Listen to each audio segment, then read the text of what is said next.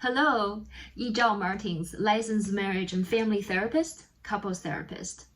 You may notice that we are on a series talking about ADHD and dating.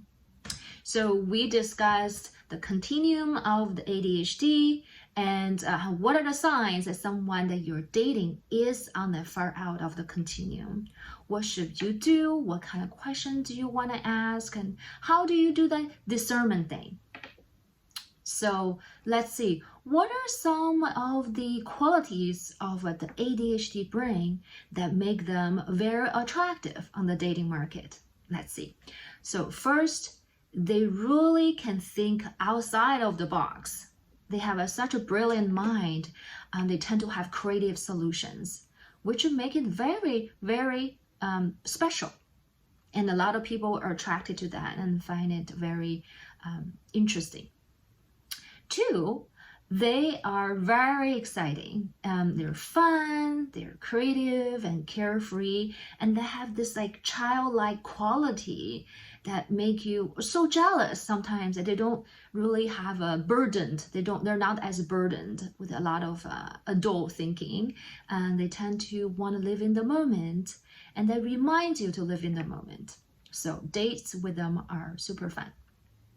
And three, they are very mysterious because they can be a little bit unpredictable sometimes. And so you can't really get a hand of what they're really thinking and how they're habitually behaving and making choices.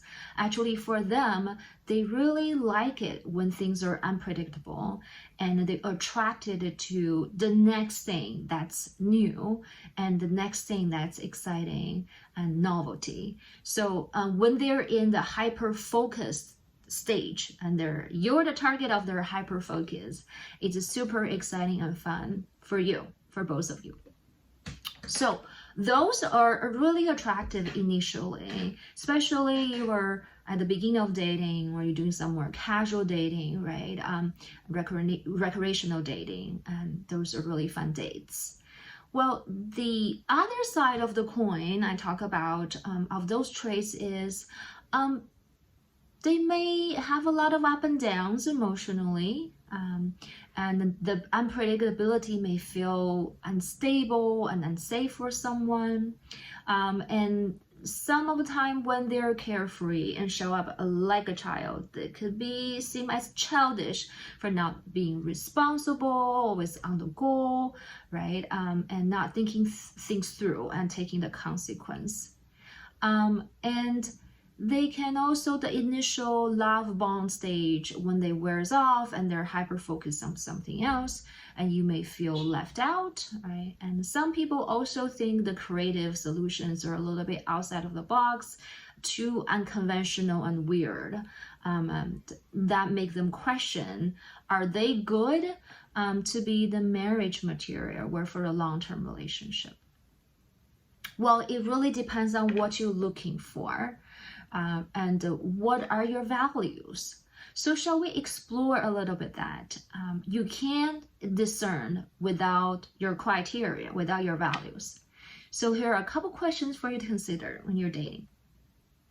One, are you attracting a partner that is fun because you yourself have a hard time having fun? You are so responsible, you're so good at adulting that you don't let yourself have fun, or maybe you never had fun as a child, that you're burdened early on, that you're really jealous of your partner, that with ADHD, that it seems like they can have all the fun, they're so carefree, you want to be just like them. Does it ring a bell? Two, are you unconsciously attractive to someone who needs you to help and care, so you feel good about yourself, you feel valued as a person and competent, and that's the only way you know how to be valued and loved. I know there's some thought-provoking, soul-searching questions I'm asking.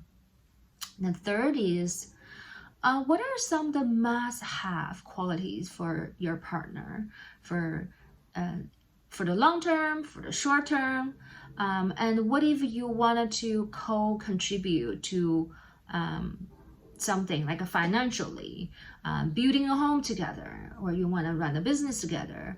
What if you want to raise children together? What are the essential qualities you're looking for in a person that can make these goals more successful? Number 4, what are some qualities or skill sets in a partner that make those goals easier to achieve together? So you probably already can think about some of the answers.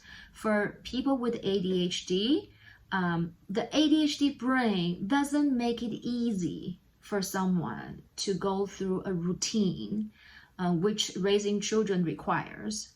That can create some challenges in going through over the learning curve of being a parent.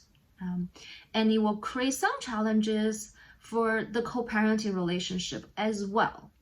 Not saying that they now cannot acquire skills and learn and catch up. It is a starting point that is a little bit more deficient, that need extra support. It could be medication, could be some parenting skills, could be some mindfulness practice, some CBT targeted for people with ADHD to do some better planning and organization. So when you're dating someone, you're basked in this new love energy, the excitement of dating someone, maybe on this side of the ADHD continuum. You wanted to collect data, you want to ask questions, right? You want to ask some open-ended questions to gather more data. Not saying you're grilling them like an interview, but coming from a very open and curious place. I have some questions for you if you wanted to pick the brain of a therapist. We're so good at asking questions, right? So the first type of question is called the duration and frequency questions. Like how long and how often. Some examples are like, I wonder how often you tend to be late when you show up for appointments. Or what is your longest relationship? How long is your longest relationship? And how often do you do casual dating or one-night stands? So those are the frequency and duration questions. The second type of question is the how and what. It's called the why questions, but I don't use why. I use how or what. Here are some examples. How come? If they say, well, I'm being late quite often, and it seems that my friends are okay with that, you can ask, oh, how come? You want to inquire a little bit more. It could be they're coming from a culture that when they're 10 to 15 minutes late is the norm, like some Latin culture. But if you're coming from a Chinese, Asian culture like me, you will think that's very disrespectful, right? So you get to know the value behind their behaviors, the frequency of their behaviors. Then you understand, no. And then you ask yourself, am I okay with that? What is my culture and value on that? Second one, what brings you to that? Say one of the person you're dating who really likes sweets, and they tend to eat a lot of sweets at a time, and it seems they have a hard time stopping when they start it. So you can say, oh, what brings you to that? To continue not stopping while you're eating candy or other sweets. I'm just curious, right? Then they may tell you, well, I haven't been eating and my blood sugar is low. They could say, oh, well, I do emotional eating sometimes when I'm stressed. They may say, oh, I'm really bored and candy just sounds like the right thing to eat. I grew up eating it. Right? So you get to know them more. The next question is on the why question category is, what stopped you from doing that? For example, they fail to follow through with a plan with you. You can ask them, so what stopped you from getting out of the door and go with your routine, go with your plan and follow through? Then you can ask to inquire what are the obstacles for them. So after you ask the duration frequency questions, you ask some deep inquiring why questions, the next question I generally ask is, well, how's that for you to talk about that with me right now? This it's a gentle way to attend to their vulnerability of sharing those information with you, right? You can also assess what do they say about that. If there's a part of them that feels very vulnerable and ashamed of the information that they share with you, are they being reactive? Is there a part of them that's being protective and defensive, right? That's all of those parts are who they are, and you can get to know them. Right? So the whole point of collecting data and to ask those questions is for you to be open, neutral, and say hi to all your parts while getting to know someone. And where I'm coming from, where you're coming from, is a place of respect and centeredness, because dating is a two-way selecting process, right? It's a process of getting to know who you are, what is okay with you, what is not.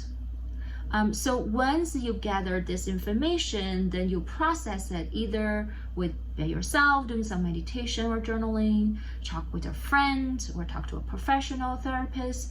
Then you can start to process those information and inquire what are your values that you never thought about. And then the process of decision making is slow. It's at the end of this. So at some point you gather enough data, you know, okay, I can sign up for this. I love this person so much. What I noticed are something I can accept and I can talk to them about. We're together.